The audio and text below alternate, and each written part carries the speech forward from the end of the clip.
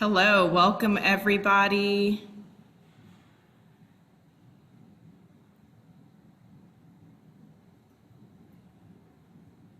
Oh wow, we have a lot of people coming in. No, I have my background. All right, so thank you for joining us for this session. Do you really see me? We will begin shortly. We are really excited about this content and everything that we've heard so far today. So we know Dr. Carter is going to bring it. We will see. I bring it. Hopefully everyone is, yep. We're just going to give one more minute.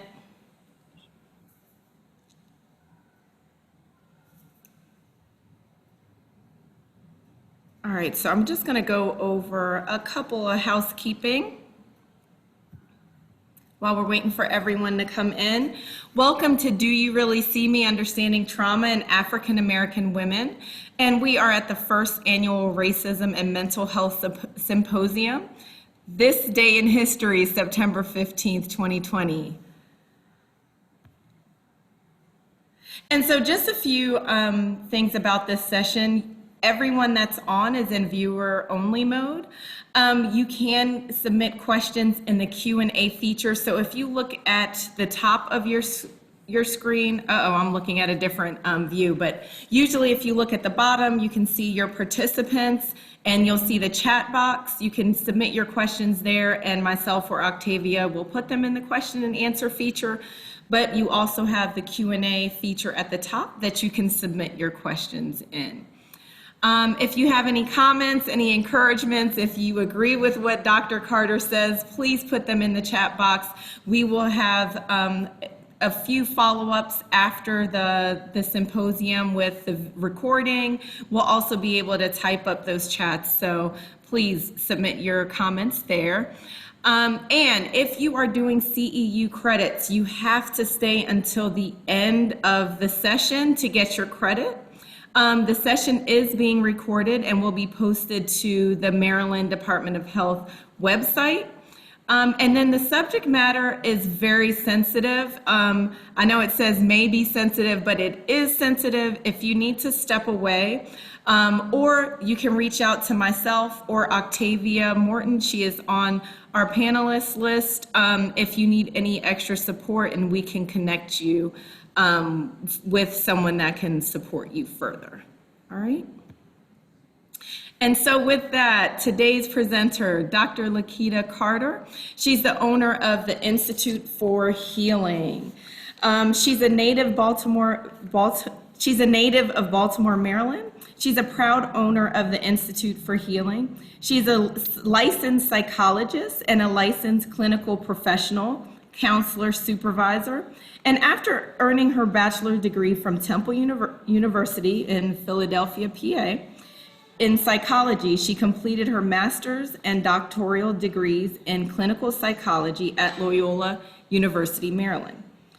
Practicing since 2009, Dr. Carter's therapy specialties are women's issues, trauma and crisis management, addictions, cultural barriers in treatment, and relationship issues. Her professional specialties include the supervision of budding counselors and psychologists and psychology administration. She has authored 3 psychology textbooks and appeared on local media outlets WEAA, WBAL TV, and NBR, and discussing professional issues in psychology as well as trauma in specific communities. Dr. Carter also serves as the Vice President of the Board of Directors of the Black Mental Health Alliance, whoop, whoop, and is a consulting editor for Practice Innovators and is a proud member of Alpha Kappa Alpha Sorority 8. Thank you for being here, Dr. Carter. And so I'm going to stop sharing my screen, and there you go. Okay, let's share my screen. Good afternoon, everyone. It is my pleasure and honor to be here with you, talking about Black women in trauma. And so it looks like they ran out of room in the program, but let me be clear that the title is, Do You Really See Me? Understanding Trauma in African American Women. So that's what we will be discussing today. And I'm excited to be here with you. Thank you for the warm welcome from Ms. Morton, as well as Ms. Roxana and at the Black Mental Health Alliance. I'm thrilled. So let's get down to work. We have a lot to discuss, and I want to make sure that we get through as much as we can get through.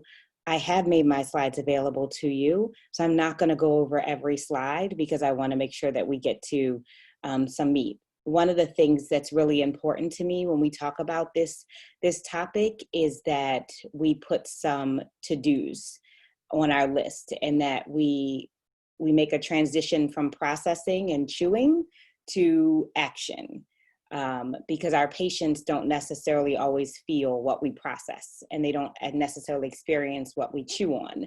They experience our being, and they experience what we do. So I want to make sure that you leave with some good information about what you can do and what you can expect in treating women of color when they have been traumatized. Just a little bit, I'm gonna scroll through some slides while I'm talking, but just a little bit about me that hasn't been said is that I've been studying trauma since I was a graduate student. So my dissertation is on female rape survivors specifically, and how religiosity and spirituality help to buffer self-esteem. And so this is something that's near and dear to me. I also am a Black woman, so I have stake in the game. I have stake in the racism game.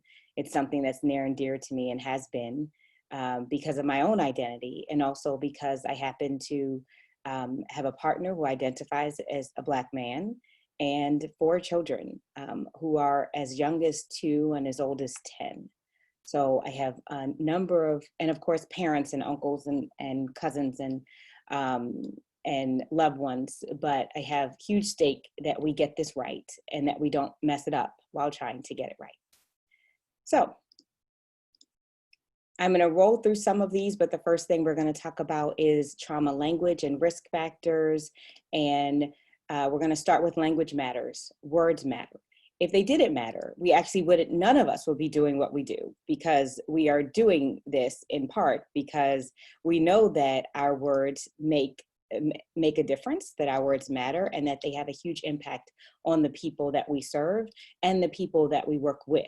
So it's not just important that you're enlightened to work with patients, but that you're enlightened to be able to work with your fellow coworkers, and that you're not making microaggressions against them, but are careful about microaggressions against your patients. So we just want to not microaggress in general, not for specific groups of people.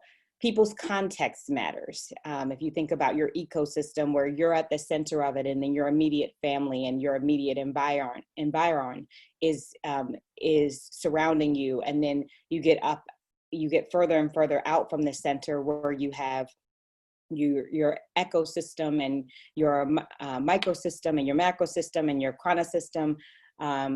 Bronfenbrenner's model of ecology. So that's what we want to think about. A person's context matters. None of us are without context. None of us are without context. And I can tell you that one of the things that I'm also a professor, and one of the things that I ask my graduate students when they're defending their theses and their dissertation is, what would you do with this patient if this person were an African-American woman or a Native man? And I have to tell you that it's an immediate failure when my student says, nothing. That would make me racist. I've got to treat this patient the same way that I treat every other patient. That is an automatic, you need to go back and you need to figure this out, and you need to redefend this, because you clearly haven't absorbed what you've been taught.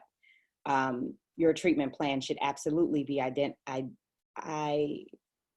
individualized according to your patient's context, their race, their gender, their religious status, their disability status, their sexual orientation. All of that matters in your treatments. All of that matters in your research. all of that matters in your teaching. It doesn't matter what you're doing in this field. The patient's context, the student's context, the research participant's context, all of it matters. And then connotation matters, of course. So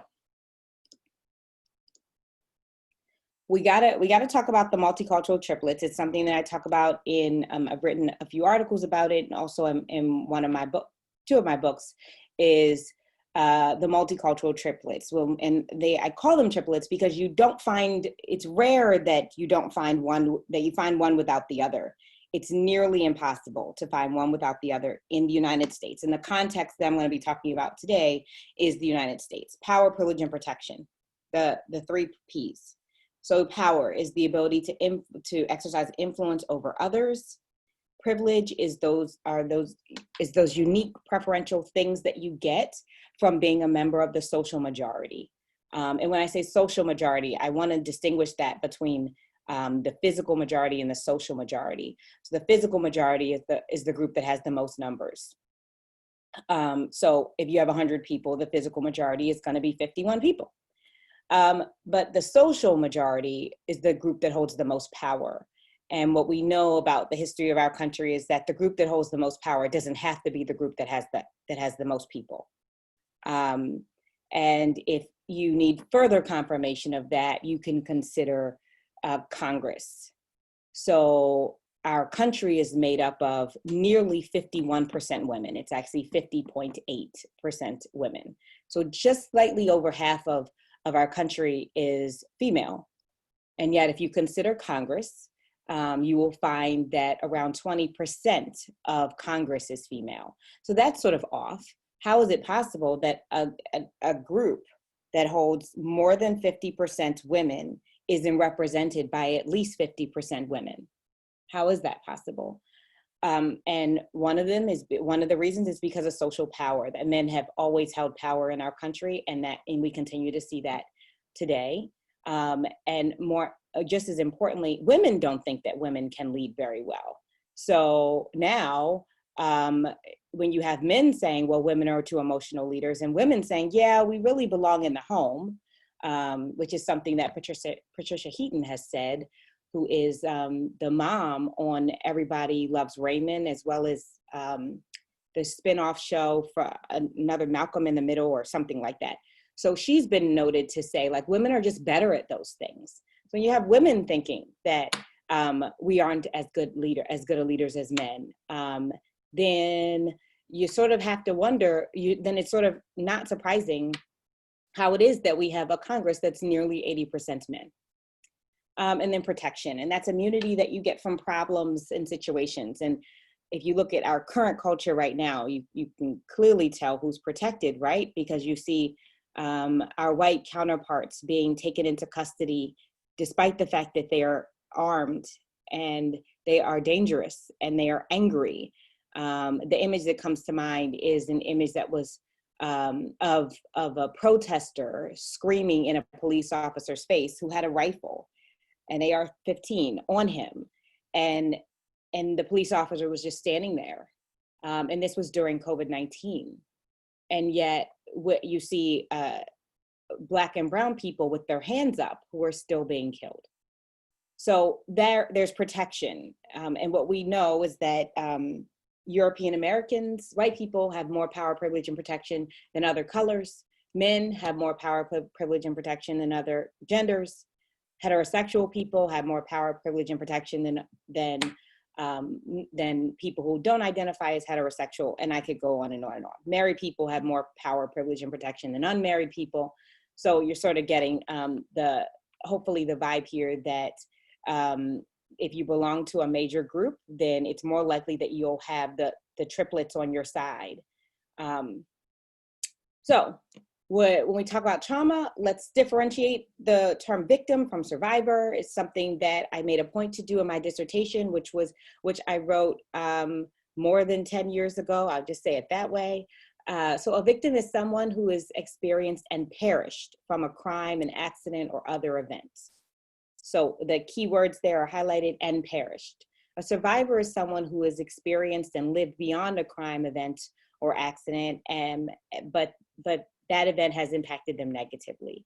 So it's really important that we start off with our patients when we're talking about trauma, that we start off using language that changes the way their brain functions. And because we know that words do that. The mere fact that you have somebody sitting in front of you makes them a survivor. So the fact that they have called you and they are sitting there and they are talking about their trauma experience means that they are a survivor.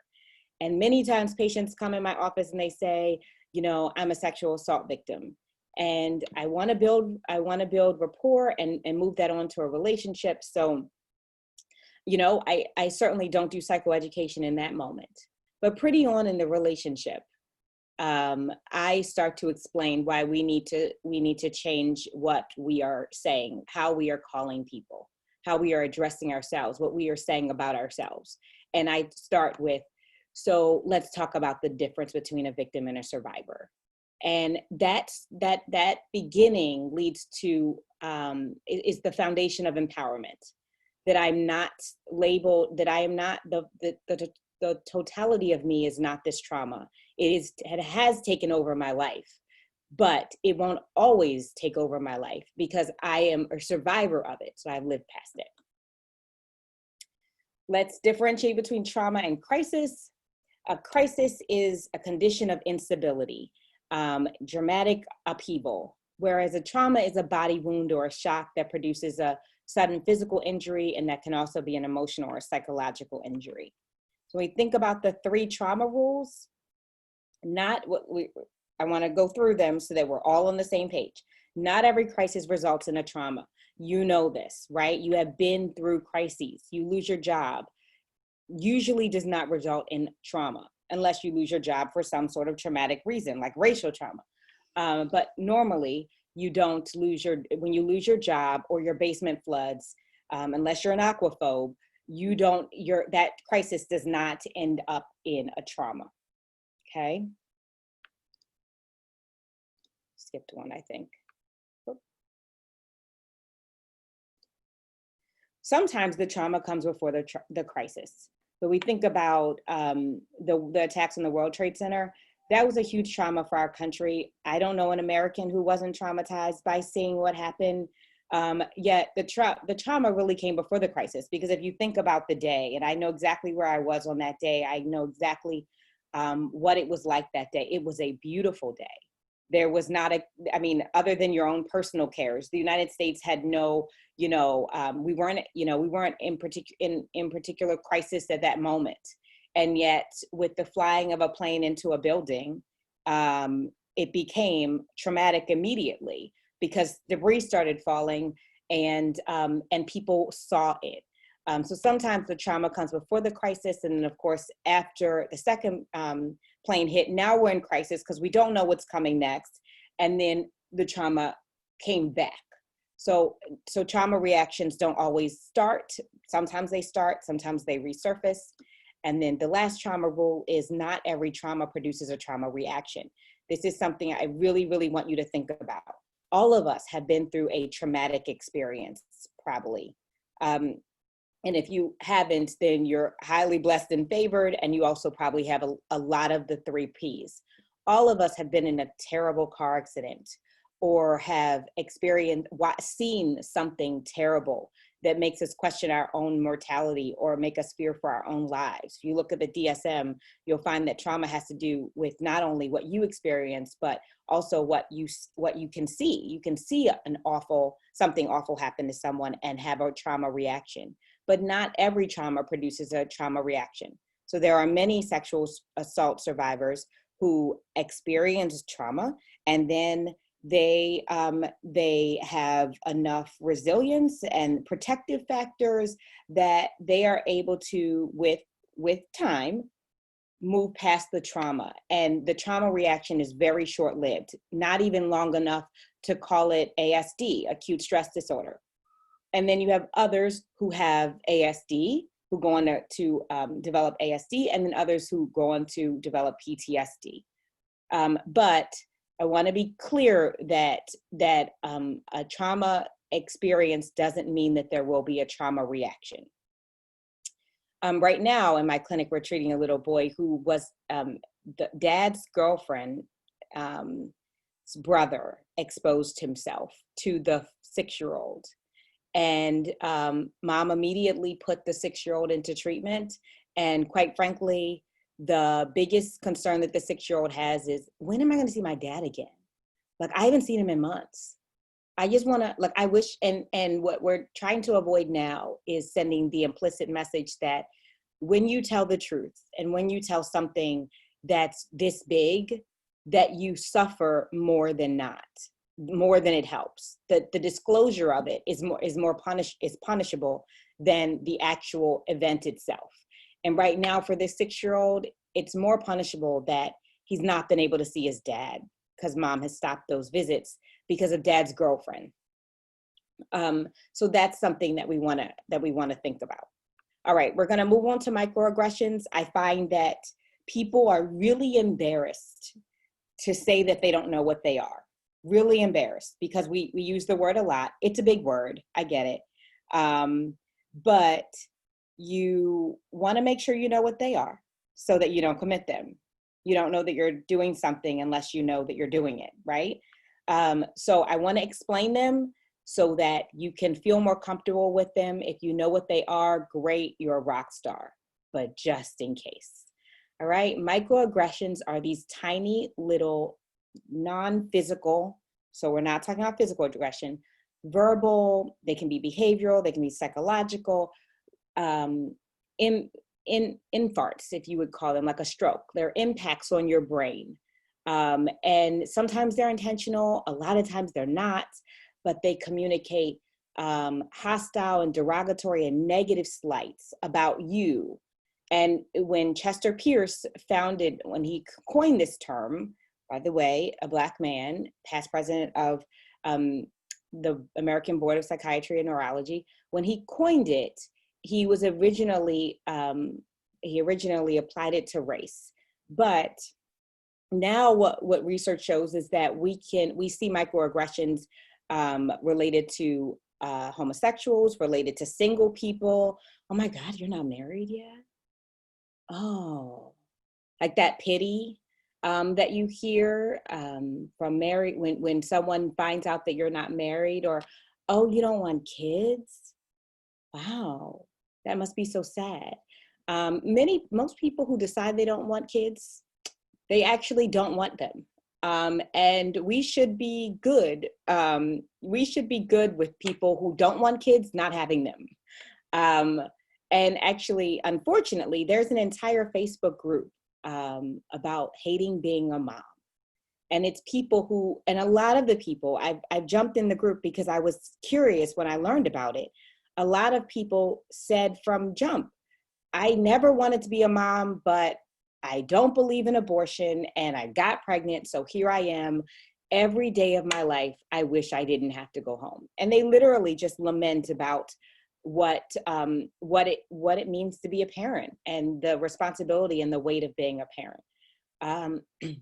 So now we know that microaggressions can happen in many different forms: religious microaggressions, professional ones, racial ones, obviously. And I have a couple of examples here. I don't think I can click on it there. So let me stop sharing and try to click on it for you,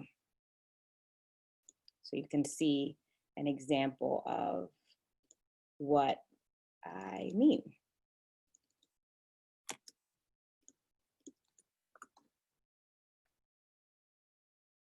Okay, so while that's coming up, I'll stop really quickly and ask if anybody has any questions, if you can put them in the Q&A so that I can answer any before we jump into the video. Any questions so far? Okay, let me jump into, did I see? Okay. How we begin to repair and avoid microaggressions. I mean, we all attempt to be self-aware, right? We are going to talk about that. We are going to talk about that today. I have some in the next, with whatever time we have left, we're going to talk about that. I have some suggestions. Great question. Okay, so hopefully you can see this. I don't want YouTube TV. Okay.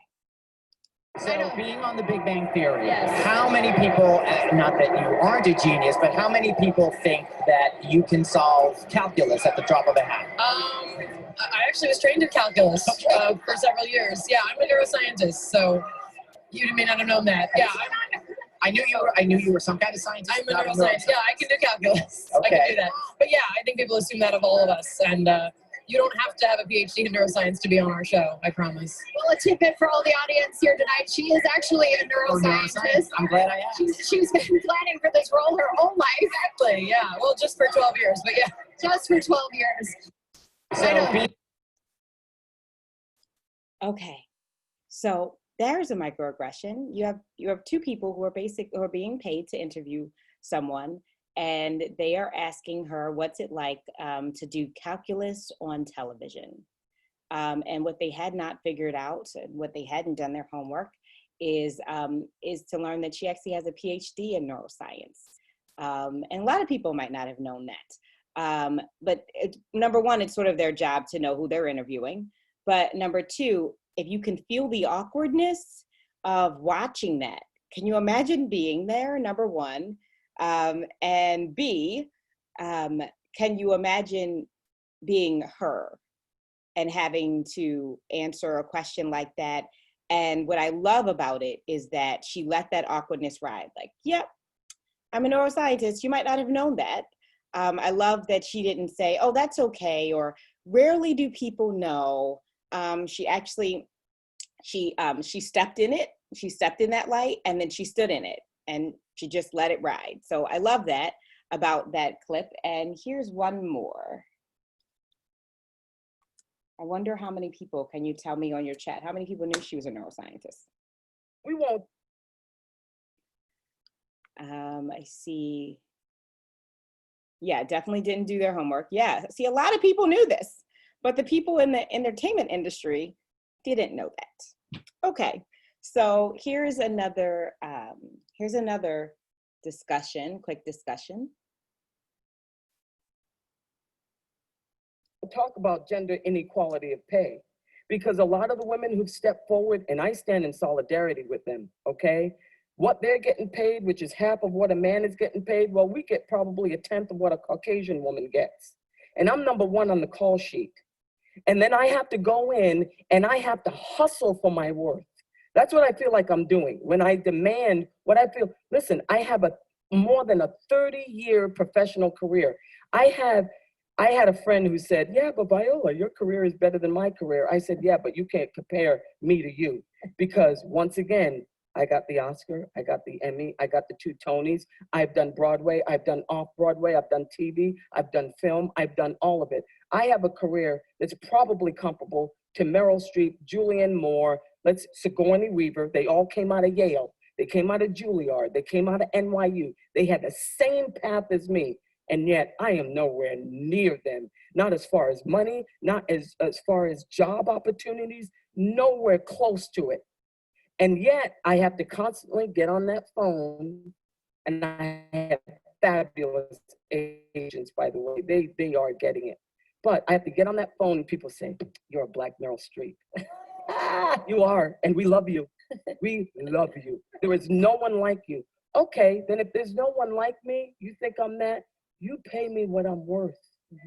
You give me what I'm worth. And even in terms of roles, because when I delve into a role, I want something complicated too. I do. Just like building the most unbelievable structure, a sculptor wants to build the most unbelievable building. That's how I feel. That's what I do as a human being, as an artist. I want to build the most complicated human being. But what I get is the third girl from the left. We won't talk about. Okay, so there's another example of experiencing microaggressions in your work life, where you have to hustle for the same upgrade, of the same pay raise or the same acknowledgement. I can remember my first job right after my doctoral program, and I got an email, and the email said, Dr. Smith is gonna park here, and because we got a new parking lot paved, and Dr. Taylor is gonna park here, and Dr. Torres is gonna park here, and Lakita, you would park here. And I went to the person who sent the email, which was the executive director, and I said, I'm a little confused as to the title disparity that's happening. Could you help me? And she said, what do you mean? And I said, well, we all have doctoral degrees. So I'm a little confused as to why I'm listed by my first name in an email that went out to the entire company, and everybody else on the list was listed by their title and their last name. Oh, I'm just not gonna, oh, okay. Well, they're all medical doctors. So I have a doctoral degree. You hired me. Yes, I understand what you're saying. But I'm not going to remember to call you doctor. I mean, my dad has a PhD. I'm just not going to remember to call you doctor. That is what was told to me in August of 2009. And I said, I just want to be clear. You're saying that you won't remember to call me Dr. Carter. And she said, okay, for you, I will try. And I said, okay, thank you. But I left feeling completely invisible and really shaken. I cried all the way home, and that was a long drive. Called my husband, called my parents. And I remember saying, like, isn't this what you marched for? Like, I'm just so confused. And that was one of the first times where I realized that there was absolutely nothing that I could do as a Black woman to make me less Black and to make me worthy. There's absolutely nothing that I could do. I couldn't, making my hair straight versus wearing it curly. I couldn't be smart enough. I couldn't have more degrees. There was nothing that I could do to escape my Blackness. And I wasn't trying to escape my Blackness. I was trying to make sure that there was equity among what was happening at work. And so I, the next day I came in, and thank goodness she had sent her Black assistant director to apologize to me. And the assistant director said, like, sometimes she just doesn't know when to stop. And she said, I overheard the entire conversation and I was mortified. And I'm really sorry for that. And I said, okie doke, thank you. It would be really great to hear that coming from the offender. That would be akin to, and of course it's not the same level of trauma, but it would be akin to a rapist sending another representative to apologize to a survivor. If you're going to apologize, it would be great if you did it. That would probably help to address the microaggression. And that's one way that we can address it, is that we can actually address it, that we don't sweep it under the rug, that we say, you know what, I think what I said could have been offensive. Did you take it offensively for me to say that? And then, yes, accountability, Kristen. And then when the person says, oh no, I didn't take offense, that doesn't mean you're off the hook. Because one person's experience doesn't negate other people's experience. You can then, in that same moment, talk about how that person could have been offended by what you said, and you realize that, okay? And I'll give you an example of a microaggression that I've committed, because it's always important for leaders, experts, and the like to be candid about where they've misstepped, okay? I don't know if she ever learned her lesson, Sheila. I only worked there for 3 years. Every Christmas, we have a Christmas breakfast at my house the day after Christmas for my mom's family, because usually her family spends Christmas with the other side. So all of my cousins are with their dad's sides. And then they come to my house for the Christmas breakfast, which is the day after Christmas. And my cousin, who's a Black man, is married to a white woman. And so all the women are cooking. We're all cooking in the kitchen. We have our stations. And my cousin comes in with his wife. We're on great terms, very, very, very close-knit family. And my mom and his wife washes his hands. Laura washes her hands. And then she says, how can I help? And I said, well, you can put those cinnamon buns in the oven. And she said, okay. So she's putting them in the oven and she's opening the can. And my mother said, oh, Laura, you just came and jumped right in. And I said, yeah, I know. It's like she's a Black woman. And I went in about cooking. And about 3 minutes later, my husband pulled me into another room. And I'm like, I'm going to burn the bacon here, honey. What do you want? And he was like, that was so unacceptable. And I said, what are you talking about? And he said, you said it was like she was a Black woman. And I was like, yeah, because most times when white people come to my house, they sit down and they let me cook. They let me do my thing because cooking is my art. But Laura just jumped right in, and my mom even commented on it. And I was like, that's a compliment. And he was like, okay, Lakita. Now keep in mind, this is during breakfast. So he did not even wait to correct me. He said, okay, so let's see. If you were at her house cooking breakfast and her mom came in and said, hey, you jumped right in. And then she said, yeah, it's like she's a white woman. And I was like, oh my God, why would anybody ever say that about me? I love being a Black woman. And he said, I think you're getting it. And I was like, oh no, I would be highly offensive. I would be highly offended. And he was like, yeah, so do you think that you could have offended her? Oh, I have to apologize because I would never want someone to see me as something that I'm not. Please don't get me wrong. There's nothing wrong with being a white woman. You are what you are. You can't control that. But I love being a Black woman. So I would never want somebody to see me as something that I'm not. Just like I wouldn't want somebody to see me as unmarried because I am married and I enjoy being a wife. I wouldn't want somebody to see me as Muslim. I'm not Muslim. I'm a Christian. I wouldn't want somebody to see me as super rich. I'm not super rich, right?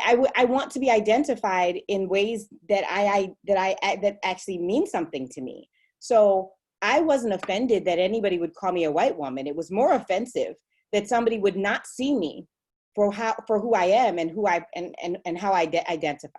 So I went back to her and I said, I'm so sorry for saying that could be hugely offensive. And of course she said, no, it's not. And I said, well, I could see that because in the same circumstance, I wouldn't want someone to say that about me. And I did exactly what I just suggested that you do. Go ahead and say, well, this is why others might be offended. I actually taught her why she should have been offended. Even though she wasn't offended, I taught her why it might have been offensive to hear it and how it would have impacted some people poorly, my words.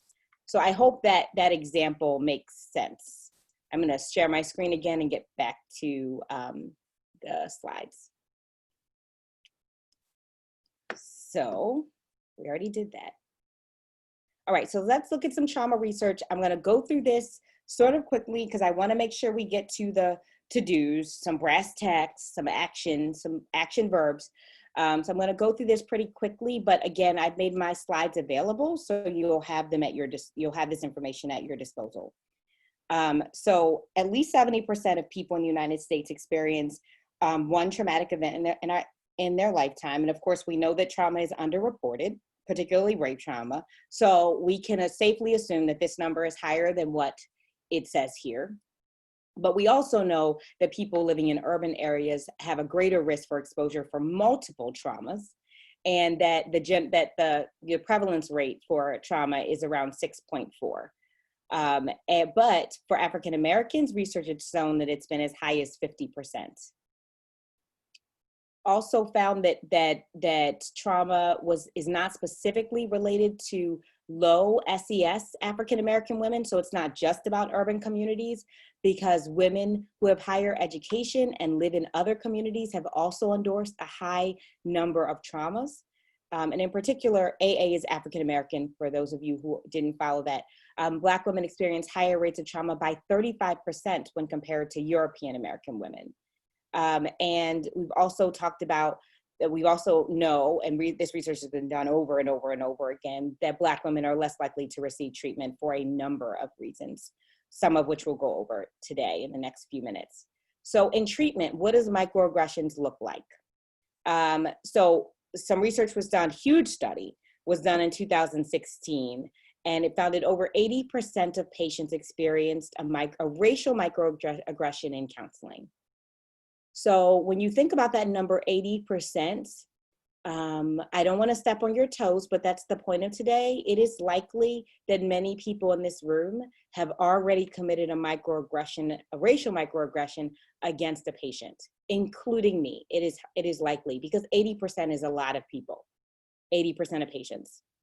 Common microaggressions are, big one, I'm colorblind, or lack of awareness regarding stereotypes.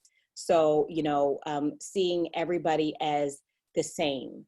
Let's be clear, Dr. DeGroo's point was made earlier, and it's a very good point.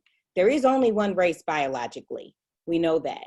However, we also know that the history of people of color in the United States makes us socially different.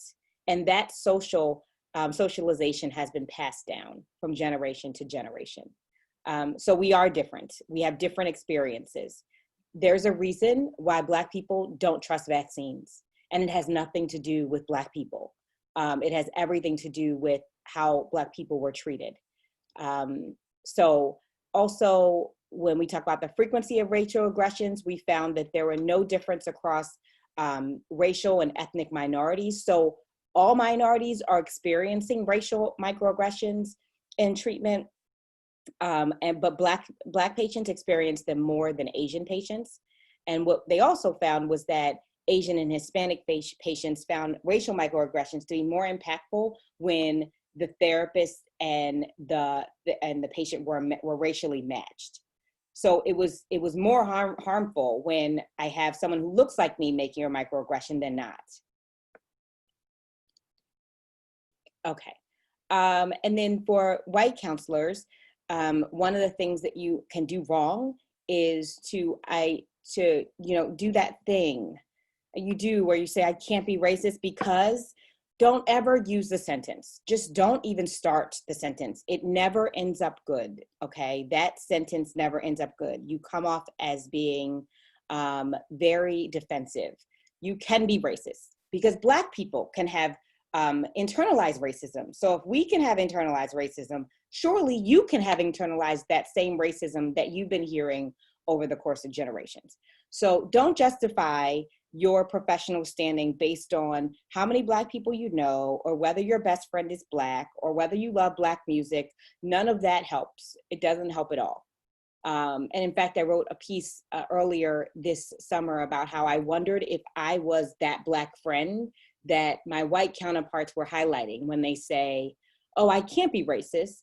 I have a very close colleagues that are Black. I wondered if I was that close colleague they were talking about, because I don't want to be.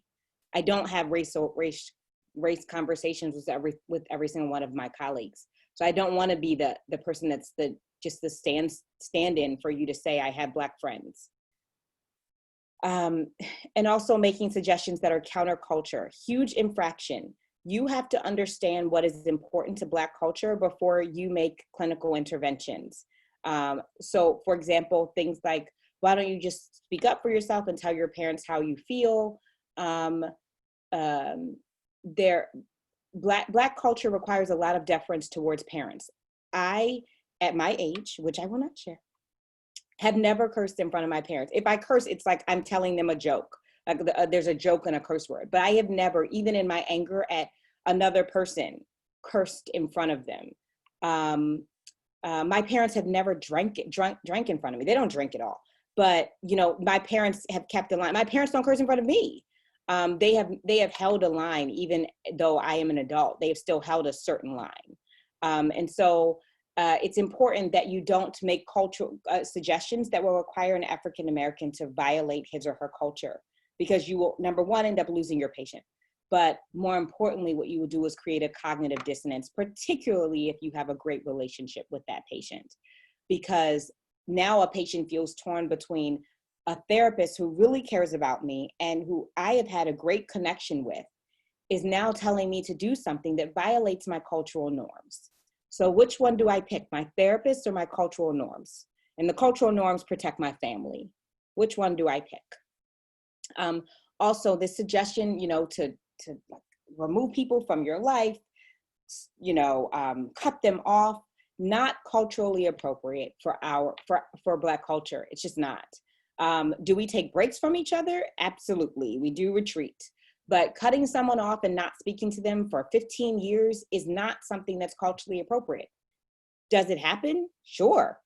But the vast majority of people of color are too relational to maintain that. And if they want to maintain it, there are other people that are so significantly affected by that rift that you end up getting some sort of intervention. Like grandma saying, I can't go out of here with you all not talking. So figure this out. And when I say out of here, I don't mean out of the house. I mean, leave the earth with you two not talking. So figure this out. Those are the kind of cultural violations that you might be suggesting if you make some of these suggestions, like cutting people off. Claiming to understand the Black experience because of your history or working with Black people, not a good idea. Making jokes that imply that all Black people are politically liberal, also not a good idea because you're making assumptions. One of the, and we just saw Vice President Joe Biden just made that microaggression a few months ago, where he said, if you're not Black, if you're Black, if you're voting for me, or something like that, he said. And, quite frankly, it's highly likely that many Black people will be voting democratically this fall. However, my offense to it was the assumption that all Black people are alike, that we are all politically, you're not Black if you're voting for Trump, yes. My assumption, or if you're not voting for me, then you're not Black. The problem with that is the assumption that all Black people are politically the same, and all Black people are nothing the same.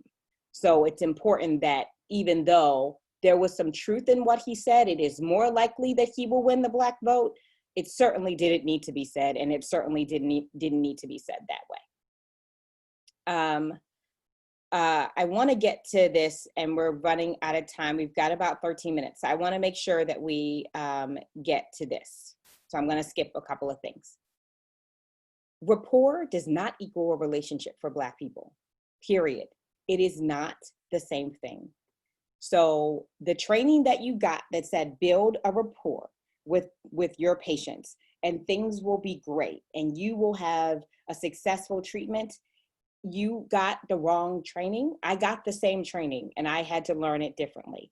Okay, so rapport is a close relationship that you have with someone where you understand each other. But for African Americans, rapport means we got a good working relationship. Like I can call you and say, hey, do you have a cup of sugar? That's rapport.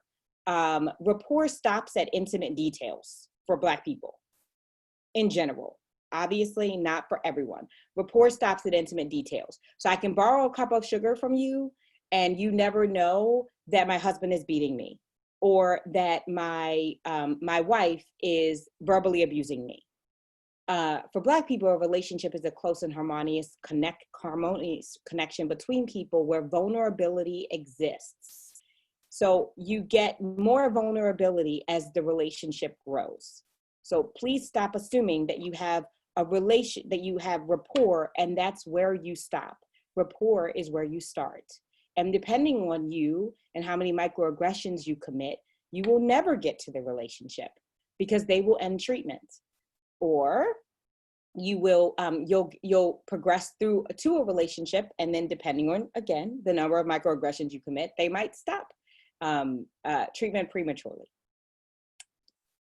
So I want you to think about the EEPA model, which is, like I said, I wanted to get to some brass tacks. So start building your relationship from the first point of contact.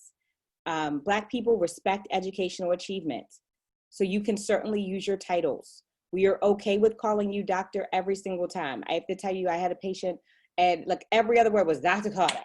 You just don't know. He is getting on my nerves. And let me tell you this, Dr. C. She said it over and over and over again, but there is no problem with deference in the Black community. Absolutely none, especially when you are a trusted person. I have never heard another Black person call their pastor by their first name. I don't care how many times you say it, it's Pastor Smith. And it could be said 80 million times in a meeting, and it's never once, you never once hear Paul or Brother Paul. You hear Pastor Smith or Reverend Smith. So we have no problem with deference, especially with authority figures we trust. So absolutely, your pastor absolutely is a family member. I know my pastor's invited to all of my family events. So second one, so let's start with the first E, explore. This is something that you can do to build a relationship. How did you make the decision to come to therapy? What prompted you to make this appointment? How difficult was it for you to make this call? How are you feeling now that you've made it? Why now? Those are things that can help get, hope you don't hear my cat snoring in the background, he's right here. Those are things that can help you start to build that relationship. Explore how the person came to be in front of you. Next, examine. What are your concerns about coming to therapy? So what would it look like if things went really well today? What would it look like if things didn't go so well? Tell me about your urges to cancel this appointment. If you think that your patient, any patient, not just Black people, any patient, made an appointment and then said, okay, I'm good, and didn't think about it until they actually got in their car to get there or got on Zoom to connect, you're wrong. They have probably thought about it 8 million times between the time they made an appointment and the time they got to you. So it's really important that you examine what happened for them in the maybe 2 weeks that it took them between making that appointment and getting to the appointment. The P is process. What's going on for you right now? So you showed up in the face of all of those urges to cancel. Some patients will even say, I didn't come. I just don't know about this. How do you feel now that you're here? What's your biggest concern right now? So process the here and now and acknowledge why they're, and then the A, which I actually took out, is, oh, here it is. The A is acknowledge and process their effort to come.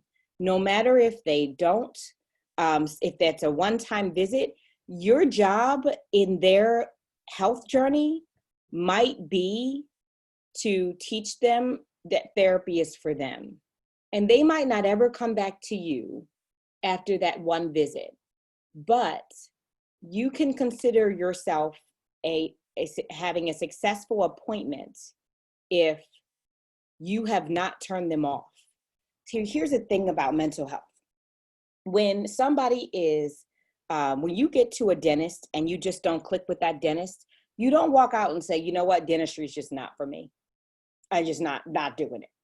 When you go to your cardiologist, new cardiologist, and you know, you think that she's rude and short, you don't say, oh, okay, I'm not doing cardiology. I'm not doing it. We'll find it. Well, I'll just talk to my mama about my heart. You don't do that. People don't do that. That happens with mental health. When we make a bad impression, when we microaggress, when we do any of that, people say therapy's not for me. They write off the entire profession. So even if that patient is too scared to come back to you for whatever reason, maybe your only job in their health journey is to get them comfortable with therapy for the next therapist. Okay? Now, let me give you this warning. The amount of data that you collect, if you're going to use EEPA, is not the same. So it's going to take you, because that's where you're starting. You're basically starting with a mini therapy session. And then you're going to get into, okay, what brought you here? You're going to get into symptoms, right? Because we all have to get paid. We all have to make a diagnosis. We all have to figure, out what's going on, especially if they're insured. Like, I get it. There are some practical things here. So you're not going to get as far as you'd like to in your intake. However, what you are going to do is build a relationship. And if you think about building that relationship, number one, that'll be healthier for your patient if you build that relationship. And number two, if you just think about your own selfish greed, if you can make it more comfortable for them to come back, then you will make up the time that you lost in the sessions that they're actually attending. I hope that makes sense. So if you can sacrifice that little bit of time at the beginning, then it's possible that you can make up some of that time, and because you put in some of that hard work at the beginning of the session, at the beginning of the relationship. Also know about Black women is that generally they have higher self-esteem than European American women, despite the racial and sexist and economic oppression. And we know that from many research, and these are just 2 research studies that show that. And also we found research has shown that self-esteem has buffered the relationship between stress and mental health. We also use social engagement a lot, but it's important that you know that self-esteem is highly connected to social and family ties. And that's what we call in our culture, in Black culture, Ubuntu. And I put the phonetic pronunciation there so that you would know it. This sign is actually in my office. Ubuntu means I am because we are. There is not a group of color on this planet that believes that they made it only by themselves. That's just not the way that they look at the world. Most groups of color are collectivistic. So I am because we are. And if we're not, then I'm not. So that's really important that you consider that when working with Black women. They are surrounded by a social and family connection, even if it's not a big group.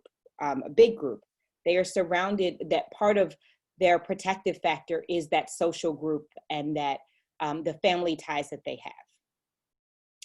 I want to jump to some Q&A just so that I don't run out of time because we're at 3 minutes. Okay, so how do we repair and avoid microaggressions? I hope that I answered that, Fadiora. You start by acknowledging them and then you process the experience. So what was it like? How did I surprise you? How did I hurt you? How was this going forward? How hard was it for you to come back the next week, knowing that I said this or that I did this? Words are important. Nope. So for me, yes. So somebody's asking about the difference between patients and clients, and I can tell you that my practice uses a medical model for treatment. And there's a very intentional reason for that. And that reason is because the medical model has less stigma around it than the mental health model of clients. So in my practice, and we use them interchangeably, and I don't fault anybody for using clients, but in my practice, we prefer to use the word patient because there is stigma attached to mental health. So we are coupling with the medical model in an effort to destigmatize, with the hope that we won't have to do that forever. But right now, our patients feel protected in saying to their bosses, I have a doctor's appointment, as opposed to a counseling appointment.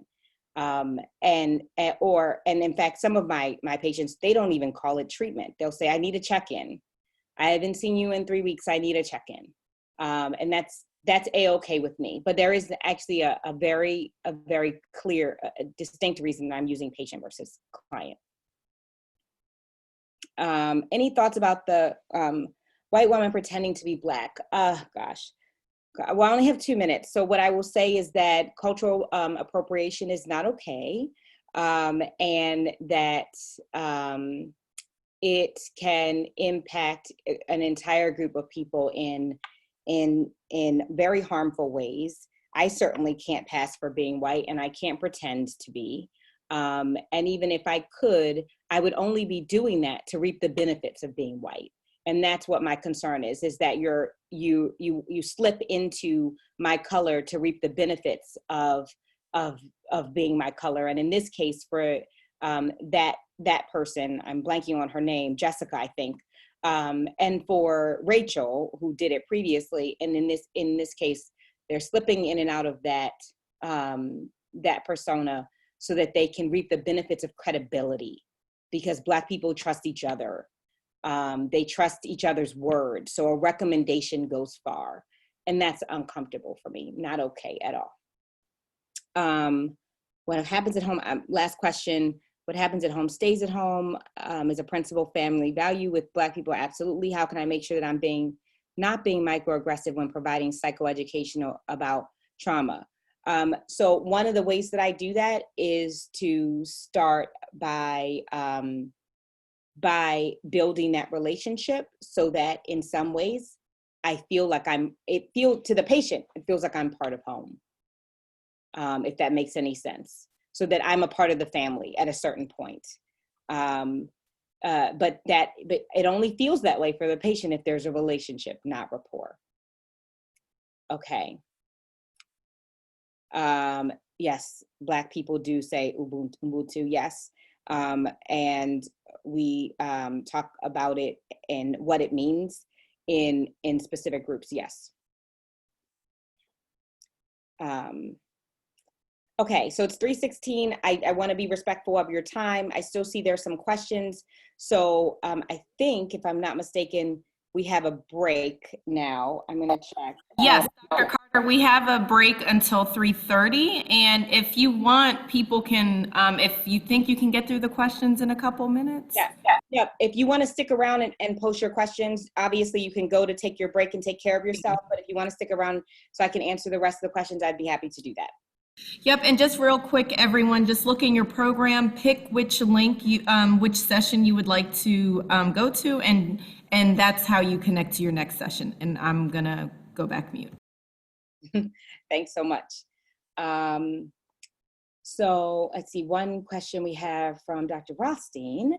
You talked about necessary to make it awkward with microaggressions and not apologize or dismiss things. How do you suggest we talk to women, especially Black women, about how they have been socialized not to make it awkward, but it's necessary to do so to help them be seen and heard? You're exactly right. So we are socialized, women are socialized to not make people awkward. It is something that I just had to get out of. And the good news is that I'm trained to do so, because the use of silence is a clinical technique. And I use it in my personal life and professional life. Quite often. It's great. And I would say that we would train that in treatment. What would have happened if you just stood there and thought for a moment at that when that person said that to you, instead of responding right away? If you just stood there and said, that's interesting. I wonder why you would assume that I did this actually I was buying a truck. I did this at a car dealership. She was typing up the paperwork, the part that's boring. You've picked out your truck, you picked out all the things that you want in it, and now she's doing the financial paperwork. And so she's just clicking away, very nice white lady. And she says, so what are your plans for Easter? And I said, oh, it's interesting that you assumed I was a Christian. Tell me more. I was in the Lexus, like I wasn't even in therapy. And she said, oh, I mean, well, we have such a big family dinner at Easter. And she proceeded to talk about herself and her experience. So I noted she didn't answer my question. She didn't say, oh, you're not Christian? Or, oh, I just assumed, I'm so sorry. She talked about her experience as a Christian. And I just sat there. Okay. Oh, okay. And then, and I just let it ride. I said nothing. So I train my patients to do that. Like, it's okay with the silence. The silence will make you uncomfortable. But I just we train to get longer and longer with the silence. And then at the end of our time together, I said, I appreciate your interest in wanting to know about what I was going to do for the holiday.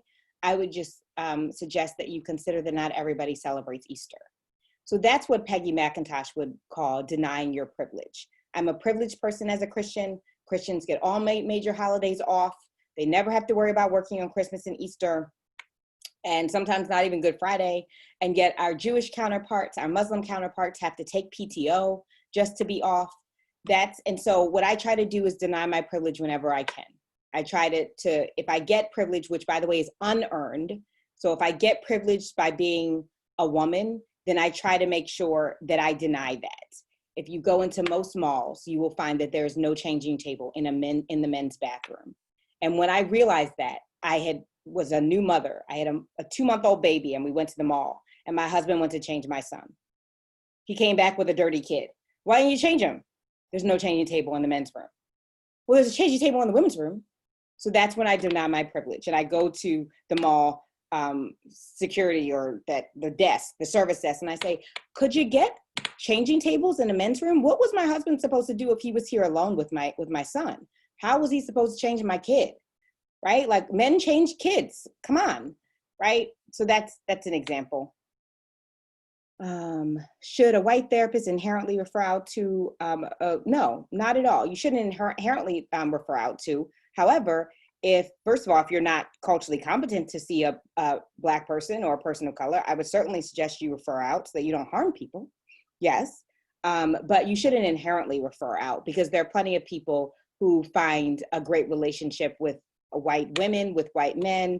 I just did a podcast on last Friday with a woman of color, mixed Black and Latinx, and she admitted that her therapist was a white gay male, and she said they've been together for 7 years. So it's not necessarily the case that you should refer out.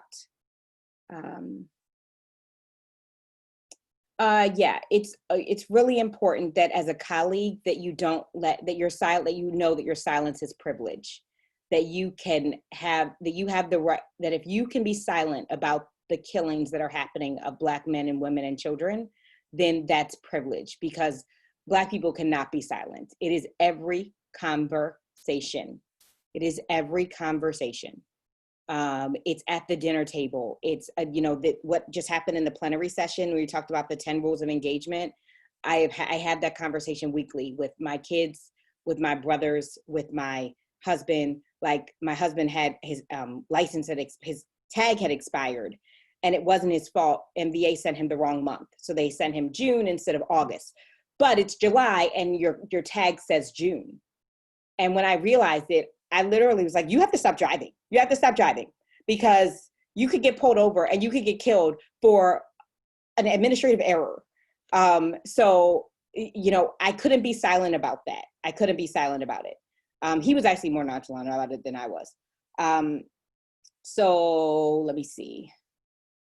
This is difficult to ask. When a cultural training years ago, they did role plays to educate us on different cultures. During the Black role play, they acted out being loud to show that we white people may be uncomfortable with how loud Black people can be. Some of Black people were calling in response to affirmation to this, but the Black woman in front of me was very quiet. It was then that I learned to teach each person as an individual. So my question is about telling us that we cannot tell Black people to cut people out of their lives. What if we had a patient who thinks it might be necessary? I'm struggling with cultural differences and individual differences, thoughts. Right, okay, so my suggestion would be that you err on the side of the cultural value. You can always let your patient say, oh no, I will cut you out of my life in a heartbeat. And then you know that this is not a value that the person holds. You will be less offensive if you go with the assumed cultural value that social and family ties are very strong for people of color in general. If you, just like titles are very strong for people of color in general, you would be better to assume that and let a patient correct you than the other way around. You will create less of a rupture in your relationship. Similarly, I have students all the time who email me and say, hi, Lakita. They've never met me before. They're online students. And I will respond and say, it's great to meet you. My students call me Dr. Carter. That is a cultural violation for me. You don't address people you don't know by their first names. If you notice, I just re-met Miss Morton at the beginning of our session, and I said, thank you, Miss Morton. I don't know her personally, and so I don't want to call her by her first name until I'm invited to. So yeah, absolutely, I would err on the side of the cultural value and let them say, nope, I'm fine with doing that. In fact, that's what I need to do. And then you can proceed from there. Tips to build relationships and keep boundaries. I think it's good to check in with the patient. Like, well, what would be a great boundary for you to set with your mom? And Also process, once you have a solid relationship that you think is solid enough to process your own relationship, please do so. How have I been harmful to you? How have I let you down? I asked another Black woman that because she was talking about being let down by everyone in her life. And so I was like, oh, maybe I should ask. And so I did, because I'm trained to process things. And I said, how have I let you down? And she said, you get me 2 minutes late from the waiting room. Okay, duly noted. I will make sure to get you on time. Now we know that if you go to any other doctor, you would be sitting in the waiting room for 15 minutes. I never saw my OBGYN in my appointment time. But for her, I let her down by getting her at 12:02 or at 12:01. So for me, it was about, in that case, take responsibility, because this is how she felt. Take responsibility and go from there. So I apologized and I said, okay, I'll make it my mission to get her on time. So that if that means that I'm on hold and I'm thinking that I'm gonna get off hold, and I don't even do things before her session that would make me run over. Okay, let me take one more, and then you can always email me if you have questions. I work with someone who was sexually assaulted by a family member. How do I work with her since her family is upset about charges being pressed against them? I would say that you let her lead, and that you talk about what's important for her safety, because when it comes to sexual assault, we want to make sure that we are fiercely protective of our patients, fiercely protective of them. So let her lead. And if cutting that person out of her life is going to work, then let's do that. And then also giving her permission to grieve those losses, to grieve disappointing grandma, because you might be sending her son, who's your uncle, to jail, but you're not sending him to jail. He's sending him to jail.